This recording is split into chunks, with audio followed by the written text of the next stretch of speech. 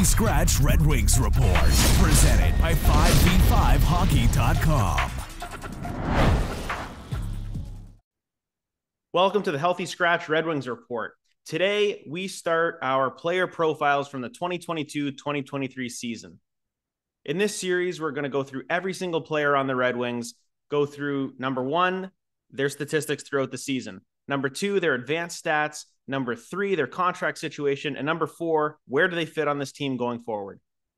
Red Wings captain Dylan Larkin had a very, very good season this year. When we look at his statistics, 80 games played, 32 goals, 47 assists, 79 points. So basically a point per game. If he played those last few games, he's probably hitting the 80-point plateau. -7, who wasn't a minus on this team? There's a few guys that were positive. Stick around for the next videos coming up in the next little bit to find out who it was.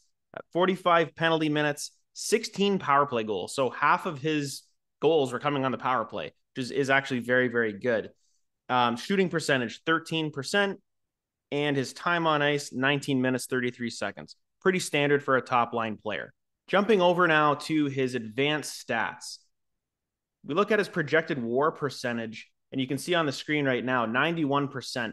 This is a percentile. This means that of all first-liners in the league that are basically through JFRESH here, an average time on ice for first-liner, he's in the 91st percentile of all forwards. And that means he is elite. And we're going to go through some other examples of why I think Dylan Larkin is an elite number 1 center for this team. Projected wins above replacement at 91 percentile. That is very, very high. And I think it was one of the highest on the team. It obviously was the highest. Maybe looking at some defensemen, there might be a few guys that are up there as well. What we're going to do is look through the top row here of his advanced stats.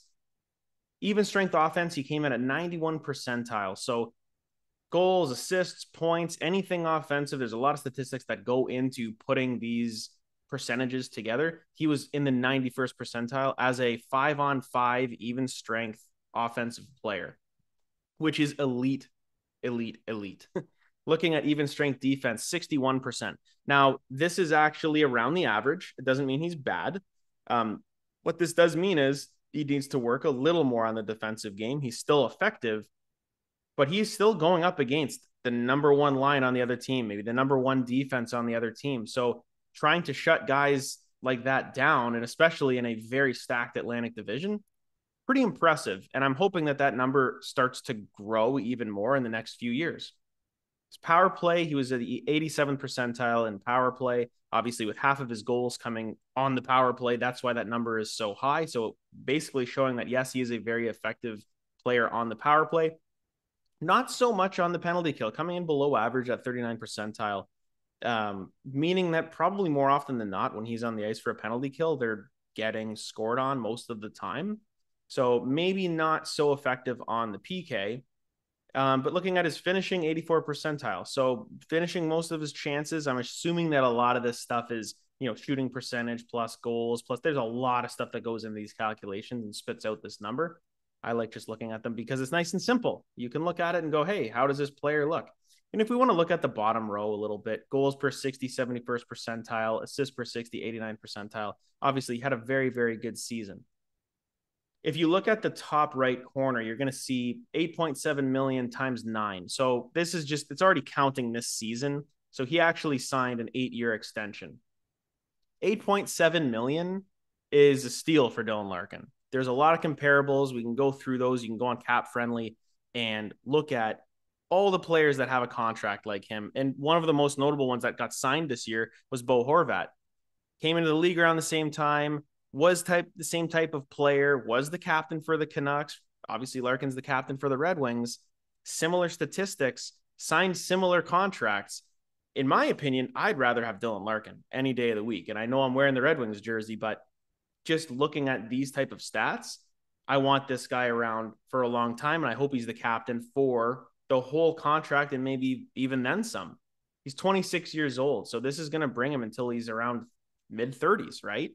So you hope that if the cap does continuously go up, 8.7 for someone with these type of specifics is absolutely in the ballpark and not out of the question. And I think when surrounded with the right players, Dylan Larkin will thrive even more.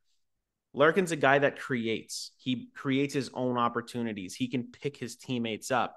But what I could argue is there a lot of that coming back the other way and reciprocated in the way of having, two wingers on each side of him that are making him better? We can argue that, yes, Lucas Raymond is probably going to be that guy.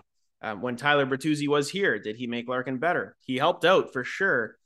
So if we put an elite left winger on that line, do you think Larkin can get 90 points? Because yes, I think he can. Do I think he can get 35 goals? He was basically there this year.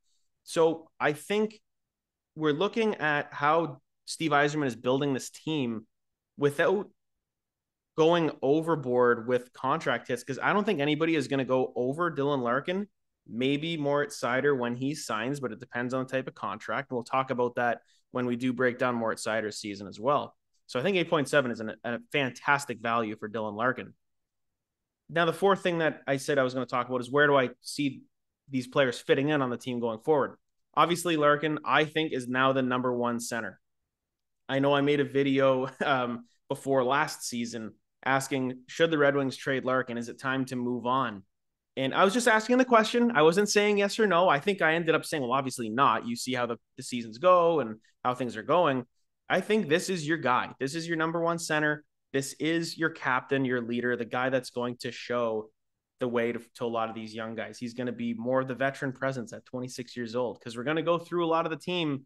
A lot of the core is under 23 years old, and it's honestly a beautiful thing to see. There's a ton of players that hopefully will develop around Larkin and be those guys that could be in the top six, the top line, that help him carry the load and make it a little bit easier.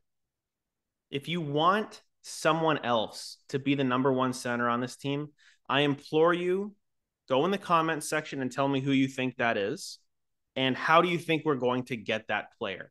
Now, it's fair if you want to say that maybe someone on the team now, I don't know who you would think would be Marco Kasper, I might, pop over him and become something unbelievable, then that's fine. It's fair for you to say that. I'm not putting all my eggs in that basket.